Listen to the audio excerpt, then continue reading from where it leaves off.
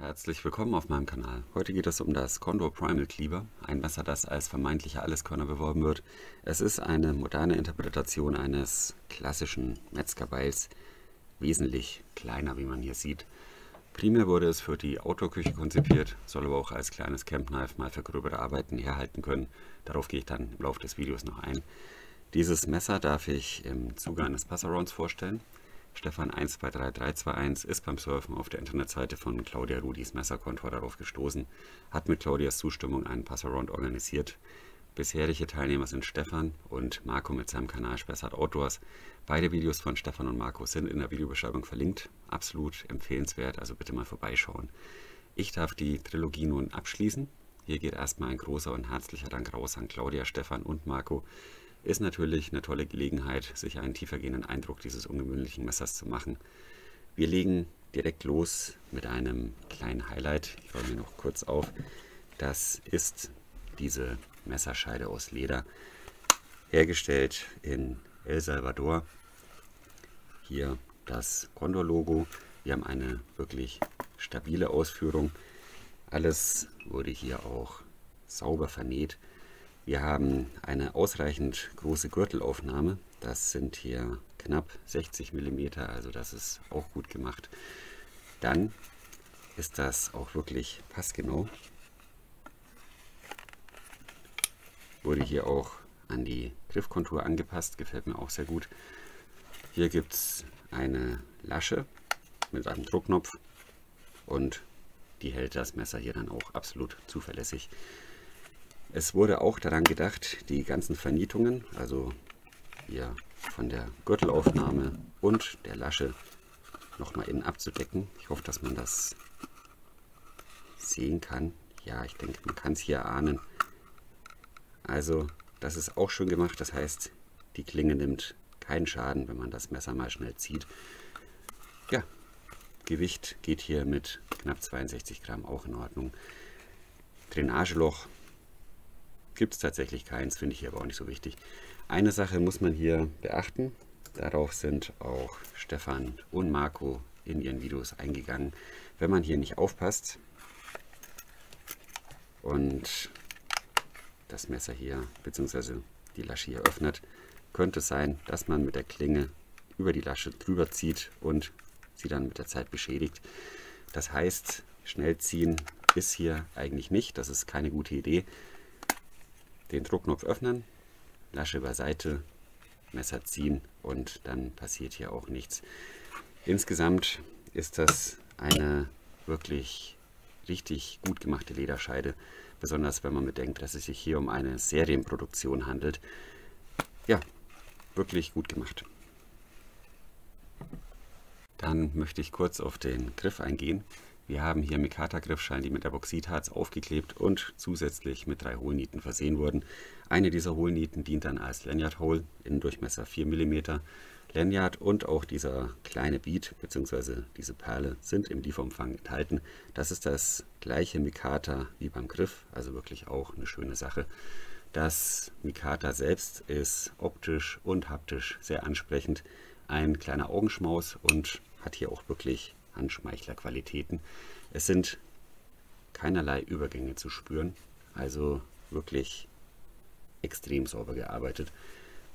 Grifflänge ca. 97 mm, schön bauchig ausgeformt.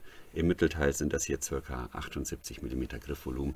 Ergonomisch ist das richtig gut gelöst. Mir persönlich gefällt die Handlage. Das kann dann bei großen Händen allerdings ganz anders aussehen. Ich kann hier aber bloß einen subjektiven Eindruck vermitteln. Also bis zu einer 10er Handschuhgröße ist das hier okay. Dann haben wir hier eine recht hohe Klinge. Das heißt, die dient hier auch als Guard. Also wirklich eine sehr sichere Sache. Die Klinge selbst ist etwa 3 mm breit, also leicht darunter. Ich habe 2,9 bis 3 mm gemessen. Wir haben eine Länge von 105 mm und effektive Schneide bleibt dann etwa 102 mm. Ein sehr raues Chimping. Das ganze Messer ist eigentlich so ein bisschen seltsam. Also der vordere Bereich ist wirklich sehr rau belassen und der Griff ist sehr fein gearbeitet. Darauf ist auch Stefan eingegangen in seinem Video. Ja, aber hat natürlich was, ist wirklich schön gemacht. Ansonsten haben wir linksseitig noch das Condor Schriftlogo und hier ein Flachschliff oder auch Saber Grind, wie man möchte. Dann gibt es hier noch dieses Cleaver-typische Loch am vorderen Teil der Klinge zum Aufhängen. Ja, mehr zur Klinge gibt es jetzt dann bei den Praxisaufnahmen. Und hier wird erstmal gehackt. Das Messer hat ein Gesamtgewicht von etwa 165 Gramm, eignet sich ganz gut zum Hacken. Das ist jetzt hier nicht das frischeste Stück Holz, aber man kann dennoch sehen, es würde funktionieren. Hier der erste Versuch, Löckchen zu machen. Ja, ich muss mich halt immer so ein bisschen rantasten. Das ist echt immer eine Frage der Technik.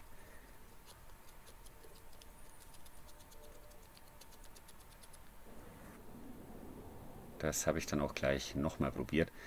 Stefan hat das in seinem Video wirklich sehr gut hinbekommen. Also es geht auf jeden Fall. Beim zweiten Mal ist mir das auch ein bisschen besser gelungen. Es ist kein richtiges Messer zur Holzbearbeitung, also mehr ein Kompromiss.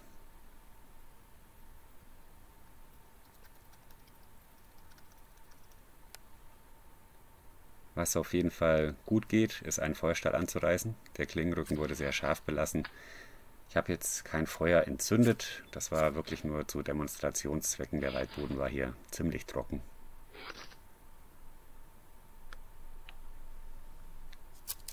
Jetzt ein bisschen schnitzen. Wie gesagt, es ist kein richtiges Schnitzmesser, also das gibt die Klingenform nicht her. Wir haben hier auch einen Anschliff, der von Werk ab nicht so gut ist. Stefan hat hier nochmal nachgearbeitet. Hinterer Phase haben wir einen Wert von 0,7, 0,8 mm und das ist schon wirklich viel. Keine Angst, das wird kein ganzer Tri-Stick, also ich wollte hier bloß mal probieren, so eine Kerbe zu machen. Hier gleich noch eine Rundung. Da habe ich mich wirklich schwer getan. Ich bin dann auch in verschiedene Bereiche der Klinge, am Ende dann im Bereich der Spitze, aber macht keinen wirklich großen Unterschied.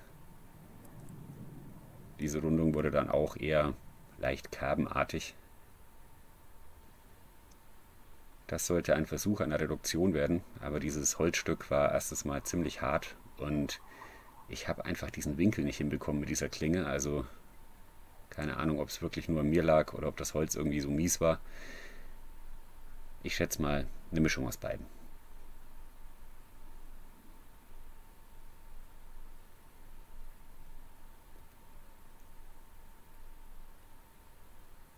Ich war dann auch etwas genervt, also ich bin einfach nicht tief genug reingekommen, um das dann auch wirklich Reduktion zu nennen. Und irgendwann habe ich dann auch einfach aufgegeben. Ja, ist nicht viel, 1-2 mm.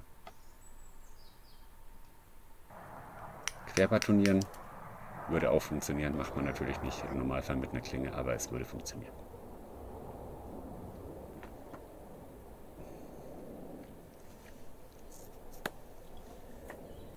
Condor hat sich wie so häufig für einen 1095er Carbonstahl entschieden. Schnitthaltig, leicht nachschärfbar, neigt jedoch zu Rost, braucht also ein bisschen Pflege. Die Klinge nach dem Arbeiten reinigen und einölen reicht im Normalfall. Dennoch läuft die Klinge mit der Zeit ein bisschen an. Das ist nicht weiter schlimm, sondern sogar eher gut. Das wirkt dann wie eine kleine Schutzschicht. Ein Geheimnis macht Condor aus der Härte nach Rockwell. Der 1095er Stahl spielt seine Stärken im Bereich 56 bis 59 HAC aus. Ich schätze mal, dass Condor eher im unteren Bereich härtet, vielleicht 56 bis 57 HAC. Ja, ich sag's mal so, man kann damit auf jeden Fall ganz gut Essen zubereiten, also in dem Fall Gemüse. Wir haben hier eine Klingenhöhe von etwa 47 mm. Solche hohen Klingen eignen sich immer sehr gut für das schaufelartige Aufladen des Schnittguts. Das ist natürlich ein Vorteil dieser Cleaver-Klingen. Ja, wir haben uns hier einen kleinen Salat gemacht. Gut, jetzt kommt dann ein Fazit. Fazit zum Condor Primal Cleaver. Positiv ist hier für mich die gut gemachte Lederscheide. Wie gesagt, eine Serienproduktion und da ist so eine Qualität nicht selbstverständlich. Der Griff ist auch ein Highlight, absolut sauber gearbeitet.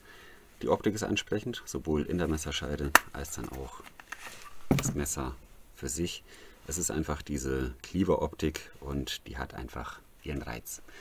Kritik gibt es von meiner Seite für den Anschliff ab Werk. 0,7 bis 0,8 mm hinter der Schneidphase ist mir persönlich zu viel. Es wird als Outdoor-Küchenmesser beworben oder Kochmesser. Da wünscht man sich einfach mehr Schneidfreudigkeit. Condor versucht hier vermutlich so eine Art Spagat hinzubekommen, das Primal Cleaver mit diesem Anschliff auch für gröbere Arbeiten nutzen zu können.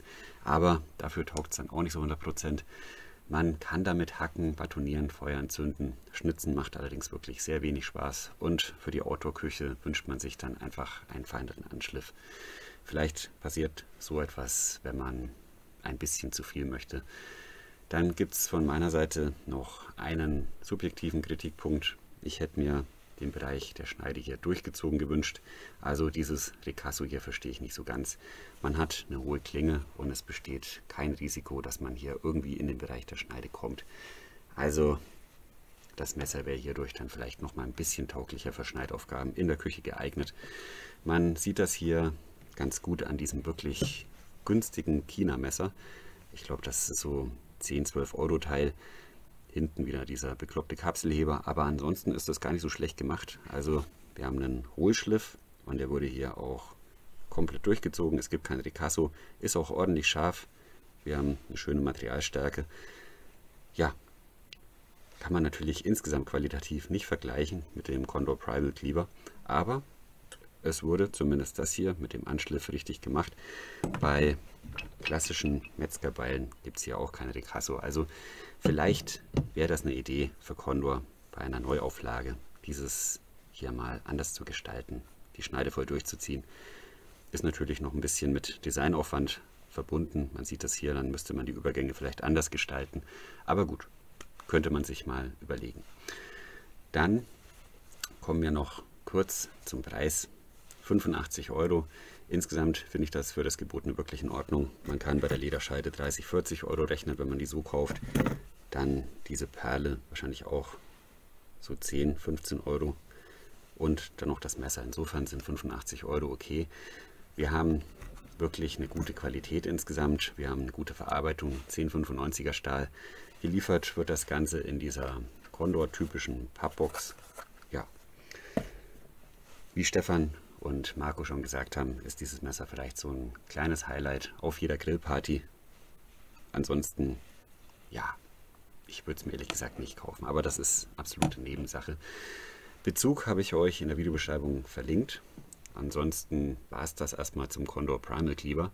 Abschließend noch ein großer Dank an Claudia, Stefan und Marco. Hat wirklich sehr, sehr viel Spaß gemacht. Ja, wie erwähnt, wäre das kein Messer, das ich mir kaufen würde, aber es war sehr interessant, das mal testen zu dürfen. Vielen Dank dafür. Dann würde ich sagen, war es das für heute. Vielen Dank für eure Aufmerksamkeit. Alles Gute, bleibt gesund. Bis zum nächsten Mal.